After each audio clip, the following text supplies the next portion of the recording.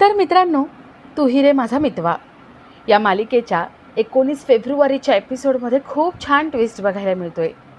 आणि ट्विस्ट असा असणार आहे की अंजली काही खात पीत नाही आहे म्हणून अर्णवला टेन्शन आलेलं असतं. अंजली थोड्या वेळाने जेवायला घेते. अर्णवला जसं कळतं तसं अर्णव धावत अंजलीकडे येतो.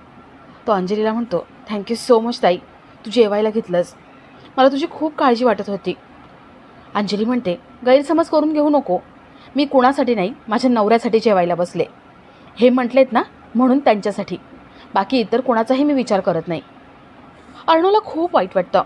अर्णव आपल्या रूममध्ये येतो आणि रडत असतो. ईश्वरी त्याच्याकडे येते. ईश्वरी म्हणते, अर्णव सर प्लीज रडू नका ना. अर्णव आपलं मन मोकळं करतो. अर्णव म्हणतो, ईश्वरी तुला माहिती आहे, एका मुलाच्या आयुष्यात आई खूप स्पेशल असते. माझी आई गेल्यावर आईची जागा ताईने घेतली, पण आता माझी ताईसुद्धा माझ्यापासून लांब जाते.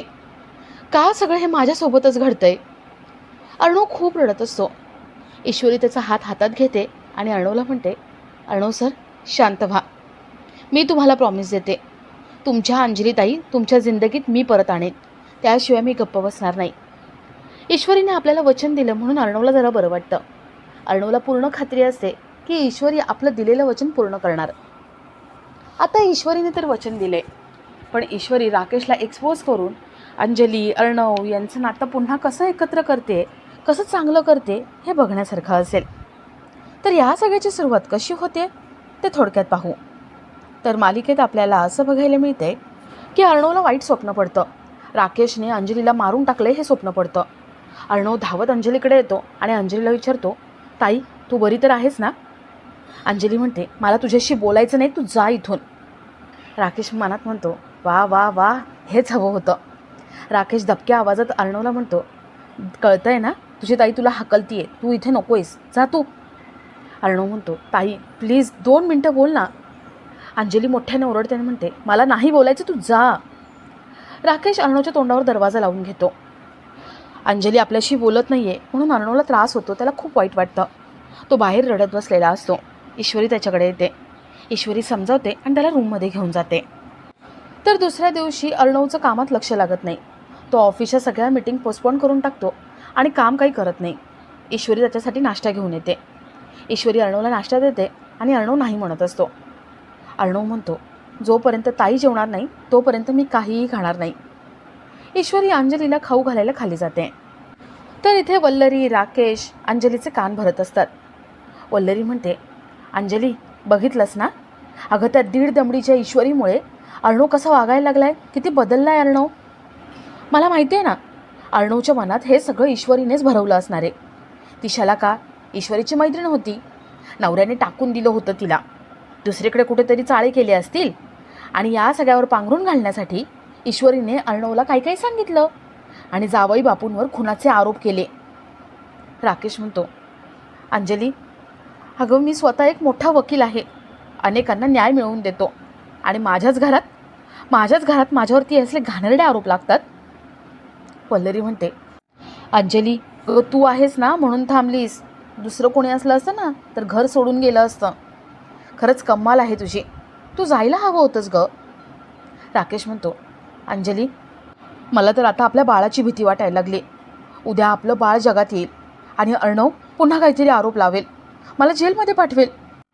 जगातले सगळे लोक आपल्या बाळाला नावं ठेवतील, एका आरोपीचा मुलगा म्हणून हिणवतील. काय करायचं गं. अंजली म्हणते, अहो असं नका बोलू. तेवढ्यात तिथे ईश्वरी येते. ईश्वरीने अंजलीसाठी नाश्ता आणलेला असतो. ईश्वरी म्हणते, अंजलीताई खाऊन घ्या ना तुम्ही. अहो तुम्ही नाही खाल्लं म्हणून अर्णव सरांनी पण काहीच खाल्लं नाही कालपासून, प्लीज जेवून घ्या. अंजली म्हणते, यांनीसुद्धा काही खाल्लं नाही आहे, ते दिसलं नाही तुला. ईश्वरी अंजलीला समजावायचा प्रयत्न करते. अंजली म्हणते, मला तुझ्या हातचं काहीही नकोय, तू जा इथून आणि हे पोहे पण घेऊन जा. राकेशला खूप भूक लागलेली असते.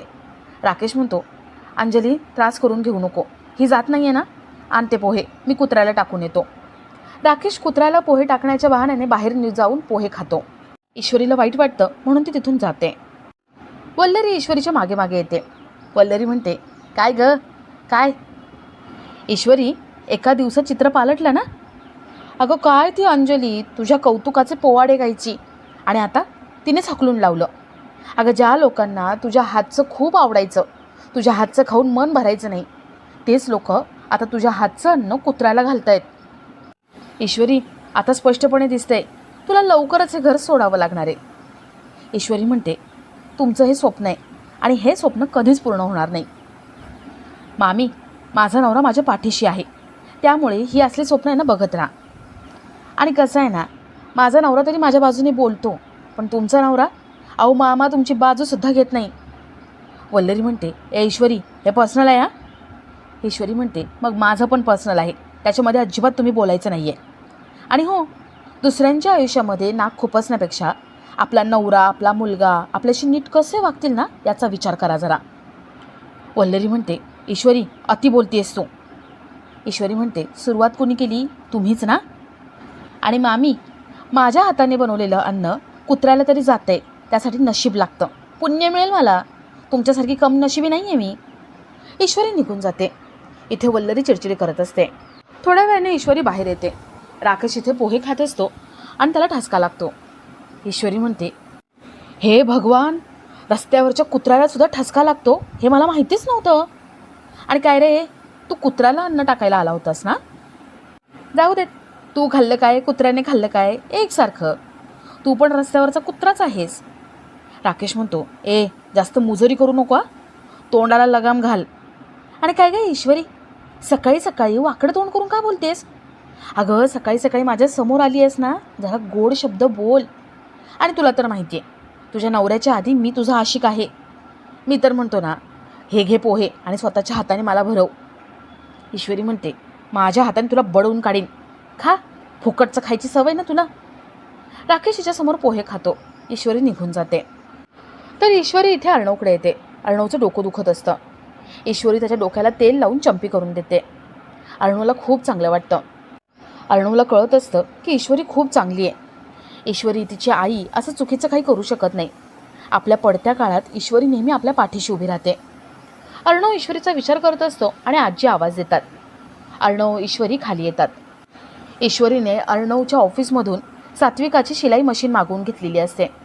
ईश्वरी म्हणते, अर्णव सर, अंजली ताईंना मनवण्यासाठी, त्यांच्या बाळासाठी आपण आता झबली टोपडी शिवायची आपल्या हातांनी, म्हणजे अंजली ताईंचा राग निघून जाईल. आजीनं ती आयडिया आवडते. अर्णव, ईश्वरी अंजलीच्या बाळासाठी त्या शिलाई मशीनवर झबली, टोपडी, फ्रॉक वगैरे शिवतात. अर्णव ईश्वरीच्या प्रेमात पडत असतो. तो सगळा राग विसरून जातो. तर अंजली, राकेश बाहेर येतात. राकेश म्हणतो, अंजली, बघतेस ना, इमोशनल ब्लॅकमेल करण्यासाठी सगळा प्लॅन चालू आहे, पण तू लक्ष देऊ नको. इथे फ्रॉक शिवून झालेला असतो. अर्णव, ईश्वरी अंजलीकडे येतात. ईश्वरी फ्रॉक देते आणि म्हणते, ताई बघा ना, किती छान फ्रॉक शिवला ना बाळाच्या मामाने. अंजली म्हणते, मला नाही बघायचं आहे. अंजलीच्या वागण्यामुळे अर्णव हर्ट होतो आणि आपला आजचा हा भाग इथेच संपतो.